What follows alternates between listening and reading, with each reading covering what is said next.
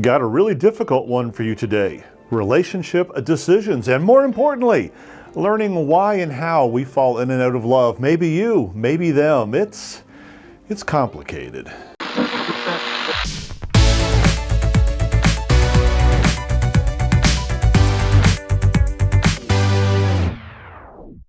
Hi, I'm Rick Higgins. Welcome to Mastering the Second Half. And today we're going to talk about one of the hardest decisions you may ever have to make: relationship decisions.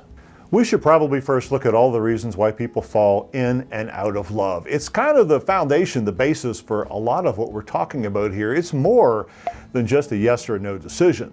And besides, there are a lot more choices to make after the big one.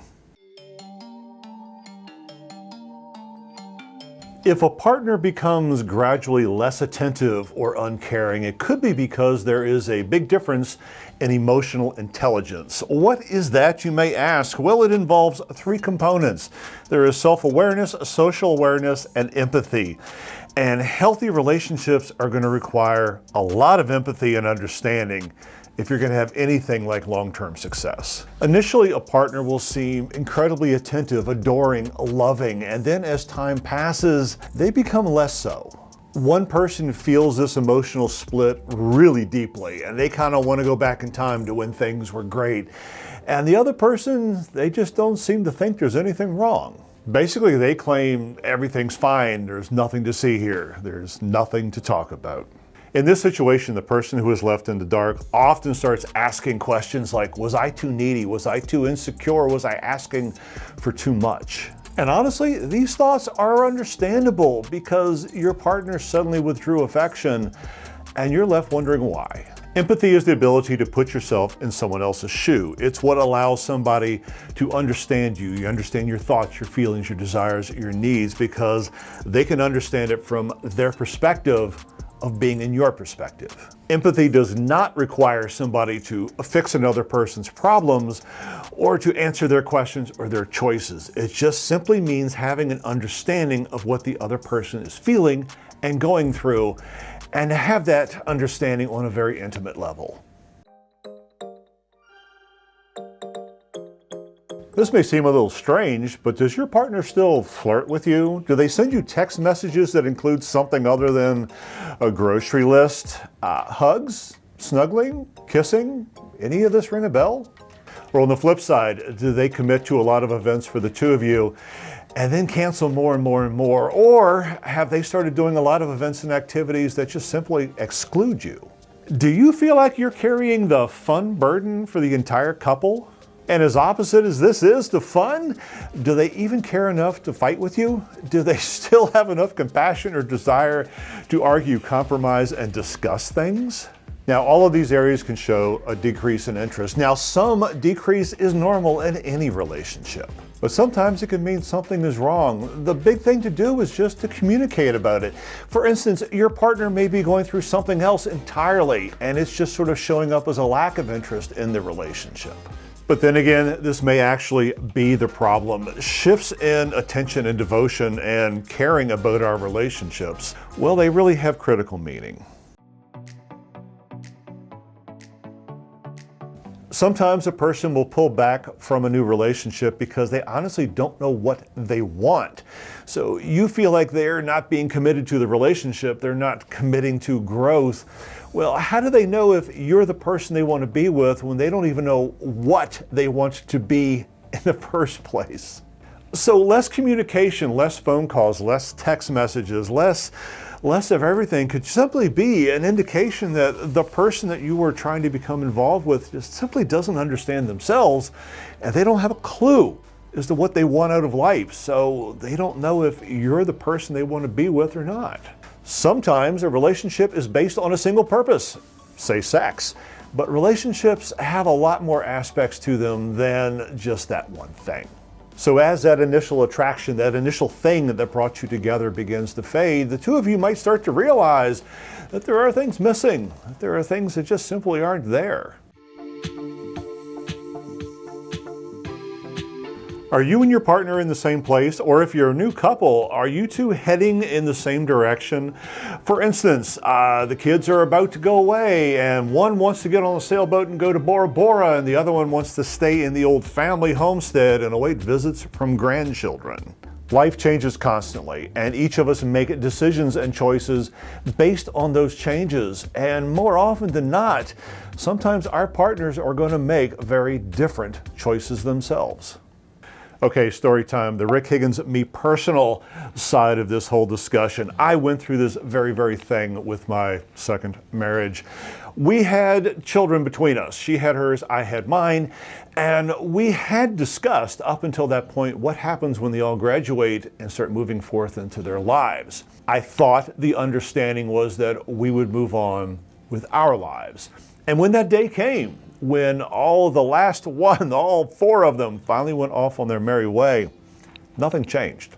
Here I was thinking we were going to start traveling, we were going to go and work on being a couple, and her mindset was still remaining in her kids' lives. Granted, they were in college and they were moving forward, but her mindset was different from mine, so decisions had to be made.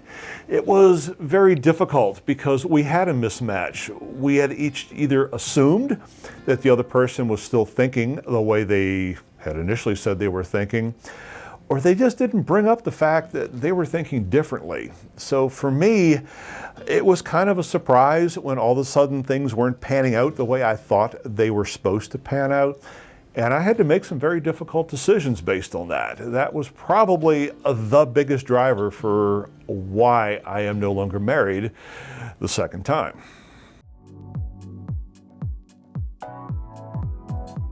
Leaving a long-term relationship is never easy. Often our brains, our minds, our thoughts go forward to what would life be like with somebody else in the picture. But acting on that decision, acting on that choice, it takes a lot of effort. You got to pack up all of your things, change your mailing address. You got to tell everyone else that the relationship is over. And all of this requires a high degree of confidence that you believe you're doing the right thing. In contrast, staying in a relationship is pretty easy. As long as you wake up every single morning, the status quo is met and you're still in the relationship. Basically, by just pushing through each day and not addressing anything, you've made a choice by, not making a choice. There is something called interdependence theory, and it's basically a tally sheet. We add up all of the positive things in our relationship and we add up all of the negative things. And if the positive outweigh the negative, then great, we're doing pretty well. And at the same time, we are comparing our current life to the perceived idea of what it would be like with another partner. Even if the balance sheet is more positive than negative in our current relationship, the idea of what we might have with someone else, it may just completely negate that whole tally system. So interdependence theory tells us that life is more than just a series of choices in the plus and the minus column. There are a lot of things that go into it. Now, I don't say this to scare you or to put you off of a decision, but I do want you to understand that there's a lot more to it than just a spreadsheet. There's just a lot more to it than thinking that you could do better elsewhere or that you've done better before or that you would just be better off on your own. There's a lot of angles to this and you're going to need to look at and evaluate each and every one.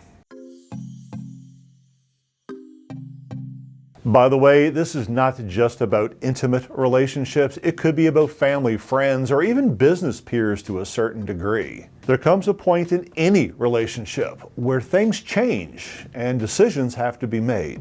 Can I tell you what to do? Sadly, no, I can't.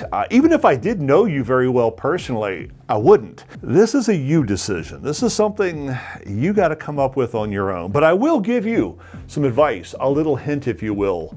Don't make one decision, make two.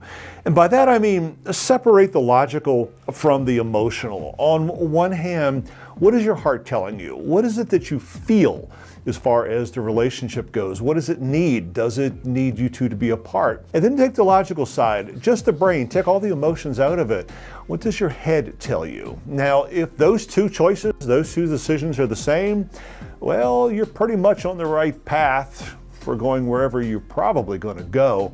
If they're different, if your head is telling you something different from your heart or vice versa, find out why. What is your emotions and your brain not in sync with? And deeply, deeply look into those. You got to think of what you can compromise on and what you can't, what you're willing to work on, and again, what you can't. And again, remember there's a second person in this, and you got to count on what their choices are as well. I wish you all of the best in your decision, whichever way you go. I know you'll make the best one for you.